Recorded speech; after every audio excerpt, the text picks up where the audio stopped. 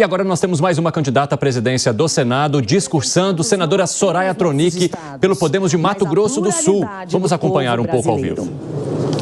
Mas precisamos que o povo se enxergue aqui dentro, que entenda a importância de cada senadora e de cada senador, que perceba que somos fruto dos seus votos de confiança.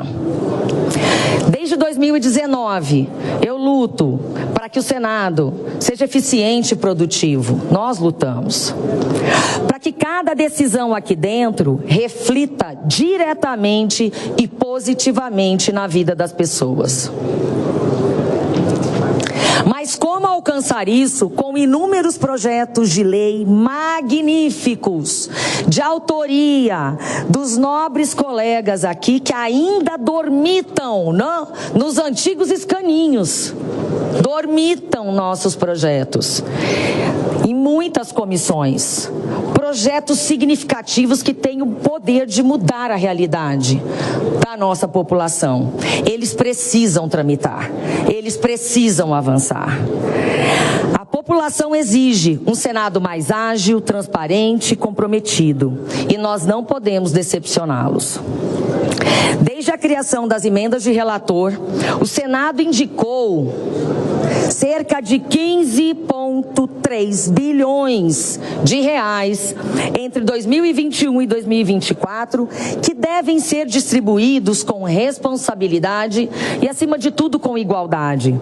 Pois quando esta eleição aqui acabar, o vencedor será presidente de todos nós.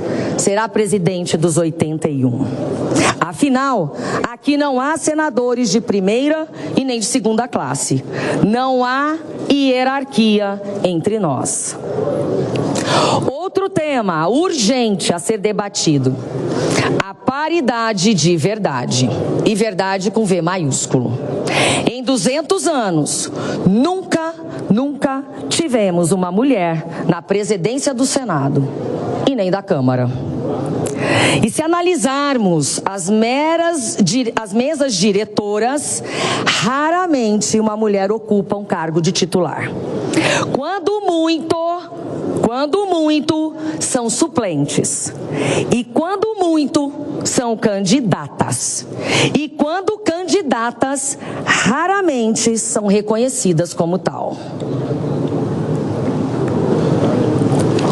Isso não é apenas uma questão de presença, é uma questão de voz. Nós, mulheres, somos a maioria da população, mas a minoria aqui no Legislativo. E se não tivermos espaço, independência e protagonismo, teremos cada vez menos políticas públicas para as mulheres. E quando eu falo mulheres, eu falo famílias, porque elas são a arrimo da maioria das famílias brasileiras. E quando falamos ainda em paridade de verdade, se fôssemos exigir, teríamos que ter 52% das cadeiras. Parabéns para o México, um país muito machista. Mas parabéns para as bravas mexicanas, em nome da Cláudia Sheinbaum, eu digo aqui, que conseguiu fazer com que a paridade exista nos 3 poderes, legislativo, executivo e judiciário. Precisamos de um Senado que olhe para a realidade feminina. Emprego, renda, empreendedorismo, proteção em casa e proteção nas ruas. O Brasil precisa avançar nessa pauta. O Brasil está atrás da Argentina, atrás de Cuba, atrás do México, atrás da Bolívia, atrás... Tem mais um país aqui da América Latina que nós estamos atrás, daqui a pouco eu me lembro. Outro ponto crucial e delicado é a independência dos poderes.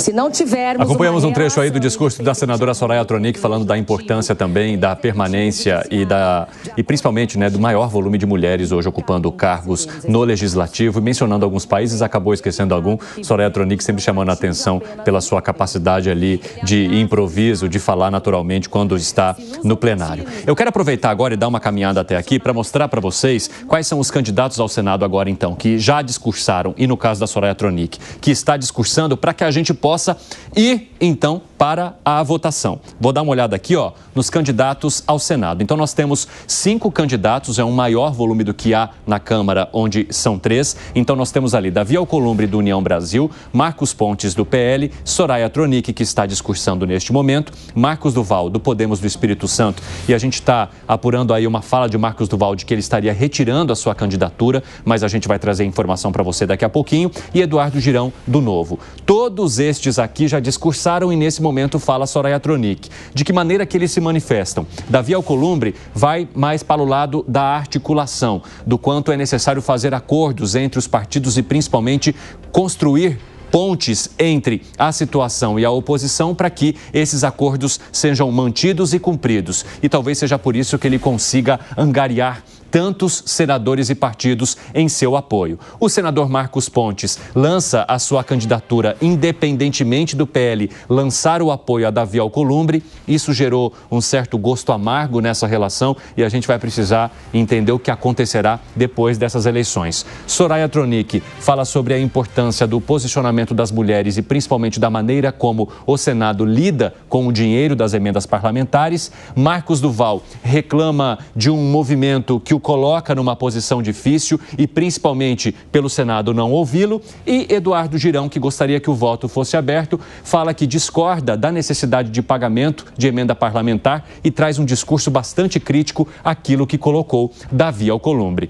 Eu quero chamar aqui o Cristiano Vilela, que também está conosco, para que ele possa trazer um pouco da análise sobre de que maneira que esses discursos eles vão na contramão do que prega hoje aquele que tem o principal apoio, que é Davi Alcolumbre. Porque o que a gente percebeu pelos entrevistados de PT a PL é de que o diálogo e principalmente o pagamento de promessas é o que garante a eleição do presidente do Senado, viu, o Vilela? Fala aí.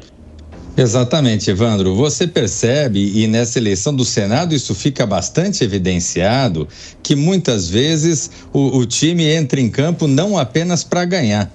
E nesse caso, quando nós temos aí 5 candidatos à presidência do Senado, claramente nós temos uma candidatura que é uma candidatura absolutamente competitiva e que todos os prognósticos são de vitória, que é de Davi Alcolumbre, que de fato fala para os seus eleitores, atende aos interesses dos seus eleitores e aí nesse caso os eleitores são os senadores da República. Os demais candidatos, num contexto que tem uma grande acompanhamento, um grande acompanhamento pela imprensa, pelos eleitores de uma forma geral, lançam candidaturas com o intuito, principalmente, de se aproveitar dessa vitrine, de se aproveitar dessa oportunidade para afirmar as suas ideias, as suas posições, falar com o eleitorado de uma forma geral. Então, veja, por exemplo, nós temos o senador Girão, fez um discurso que é um discurso que cabe bem e que interessa bastante a grande maioria do eleitor, a grande maioria do cidadão. O eleitor, o cidadão, ele acaba não acompanhando, não participando desse tipo de articulação de gabinete e se interessa muito mais por temas amplos, por temas gerais. E o senador Girão se aproveitou dessa ampla divulgação na imprensa para justamente procurar se conectar com esse eleitor. Marcos Duval também tem restrições na sua forma de comunicar, também se aproveitou essa possibilidade através da sua candidatura, Soraya Tronic igualmente, enfim. Agora, quando se trata de Davi Alcolumbre, ele mirou exclusivamente nos seus eleitores, que são os senadores de oposição, os senadores de situação, os senadores das bancadas de uma forma geral, no sentido de que ele será a pessoa que irá cumprir acordos e que irá fazer com que os temas mais caros de cada um desses grupos possam ser levados a plenário, possam ser atendidos e a ocupação de espaços também seja obedecida na forma como foi pactuada com cada um desses partidos, com cada um desses grupos políticos. Obrigado, Vilela.